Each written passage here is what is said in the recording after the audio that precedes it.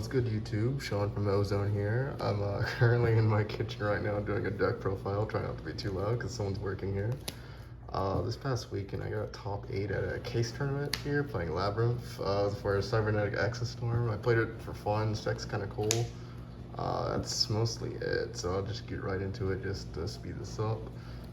So I'll start with my starters here. I got 2 Ariane, 3 of this chick, whatever her name is, 3 big welcome, 3 welcome, and then finally 3 skill drain. These are the starter cards, so if you see these cards, usually should win the game going first. It's nice. Honestly, this card overperformed. This card's just really way too good in this deck. These cards are nice combo cards. This card is still weird because you only want to play 2 of it. But outside that, yeah, I mean, these cards are just powerhouses. Moving this aside,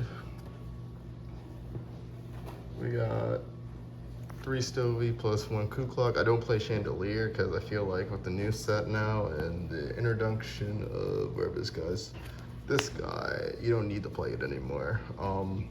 I realize now that this card is just better to have anyways because this is always going to equal 2 plus the 8 you have before, so it makes him easy. And this card is just too good not to have.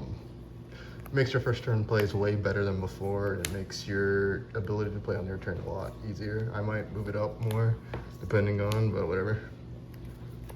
So then the extra lab stuff we have to play past that is just this and this. This card's really good. Still non-target pop and hand destruction too means your turn 1 is also really good with it. Resetting is also very important because this can reset like D barrier and stuff like that to put them under like sort of Genjutsu lock sort of.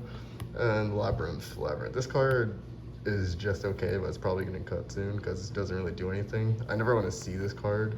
I always want to search it off of this or Ariana, and like this is like the 4th card I would ever search off Ariana. It's always better to just search a trap card, so makes no sense there, but yeah. After that is 3 Prosperity. You have to play this card.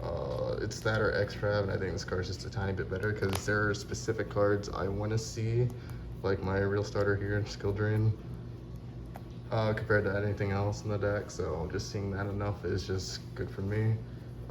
My hand traps after that would be 3 Imperm, 3 Gamma plus Driver, 3 Droll.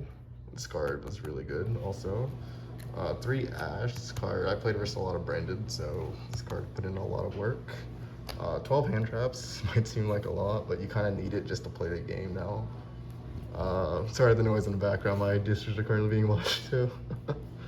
But in conjunction with these technically count as hand traps because these form combination like card combos with the other interruptions in the deck on your opponent's turn, so it plays a lot on your opponent's turn. You just have to manage it right. This card is probably the best hand trap in the deck by far because after Cybernetic Access Storm and whatever the last set was called, Maze of Memories before that, resolving this card on your own turn is basically the equivalent of an auto win, so you have to play this card. It's just too good not to play. And then Imperm's Imperm, it has synergy in this deck. Imperm did feel like the weakest though. It conflicted with Gamma, and also like just seeing it with Lady Lab turn 1 by itself doesn't really do that much. I might change it for another stronger hand trap later, like Moonlight Chill, since I want to deal with Pearly more often, but I'll think about it. Finally, for the normal trap cards, the final cards in my deck, I played 1 Deep Barrier, 1 Terrors, 1 Compulse, and 1 Karma Cannon. This card was by far the best normal trap in the deck. I never resolved this card once. This card came up once versus Math Mech, but outside that, that's the only time I resolved it.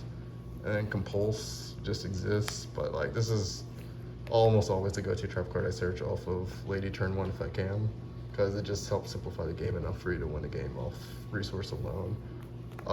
Noir gets outed by this card, which is cool, and so does this, but this card is just so conflicting with the cards you already have on field that it just feels really bad. These trigger your other trap card effects though, which makes it cool, but Welcome does that more often than the other ones, so it's not really worth resetting these cards either. Just niche off and set off of Lovely. But yeah, play D-Barrier, that card's too good. I'll just go to my side deck because my extra deck honestly just does not matter. I'll get to that in a second. 2 Magnuma, 1 Druis, this needs to be a 3. Like, this card's way too good. Like, every time I set up this card, I won the game. It's just too good of a card, I don't say. There's that. 2 Lava Golem, yeah. Once I check out a certain other card on my side deck, this card's going up to 3, and then Magnemite's going up to 3, but this is for Super Heavy Samurai. Yeah, it's also a Fiend monster. That's it. It just conflicts for Ion, which makes it so awkward sometimes. But outside that, like, you need something to get rid of monsters in your opponent's field that aren't slow trap cards. During the Bureau, this card was just okay. It wasn't really that good this weekend, unfortunately, which is kind of crazy. But it does have like some nice synergies in the deck. Like, you can reveal this, chain Stovey to discard it, and then it'll tribute everything as a board wipe, but your opponent won't get any token. And then you get to set a trap card, so it's kind of nice. Outside that, this card was, yeah, just okay. There's not really a matchup I'd want it in. Like, even Super Heavy Samurai plays around this card like it's nothing, so you have to have it paired up with another card to make it work, and it's just not really worth the investment. And then Alpha. Alpha was a card I wanted to try out this weekend for Super Heavy, since they're playing stuff like Jinzo and Spell Canceler off our Yugioh. I didn't want to play a Kaiju because Kaijus just only go 1 for 1, don't deal with the issue. This card is almost always guaranteed to go 2 for 1 versus Super Heavy Samurai. It can beat over a Saryuja boosted Jinzo, and then force either Baron or Regulus afterwards. And then if it got negated to stay on the board, like Regulus for instance, you can make it and Lady into like a rank 8 like Dingers to force another card. It's just really cool. Outside that, versus other matchups, it's not really ever going to come in.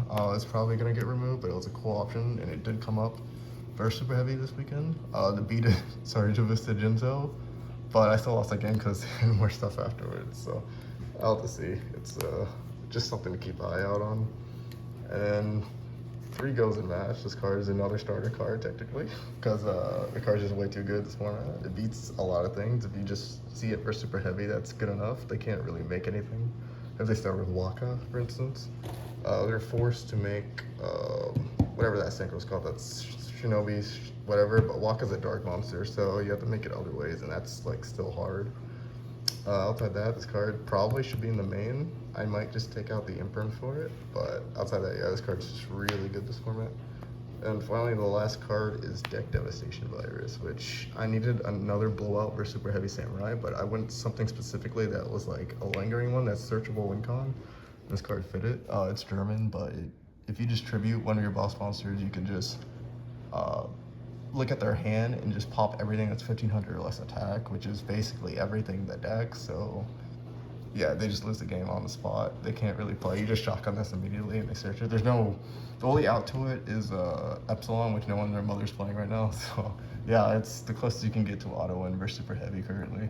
That's why I enjoy this card a lot. It's probably gonna be a staple to the end. I'm not playing Eradicator because I don't really think the decks that play a lot of spells this format, like purely, are really like hard lose to it by itself. You need, if they have a monster in their hand, for instance, like you have to deal with that card too, because it's just so much advantage off of a Pearly card. And then any of the Pearlies they see, if it ever gets a spell card, then they get to keep it. So yeah, it's a side thing. And then finally is my extra deck. Fun fact, I never went into literally any of this weekend because I just never needed to, but this is there. I'm playing Pros, so Gamma targets in here are Omega, Excel, and Stardust Dragon, so I can make Baron off of Excel. Yeah, literally none of this matters, like, at all. I'm not playing Punishment, so these were really bad to include this weekend, but I just filled it with random cards. Yeah, maybe I'll fix it later. Chaos Angel, this card's really sick in theory, but I just never made it. But that doesn't mean it's bad, so I guess whatever. Yeah, that was it basically. I'm gonna play this deck again probably this weekend for another case tournament, so be on the lookout for that. And yeah, that's it.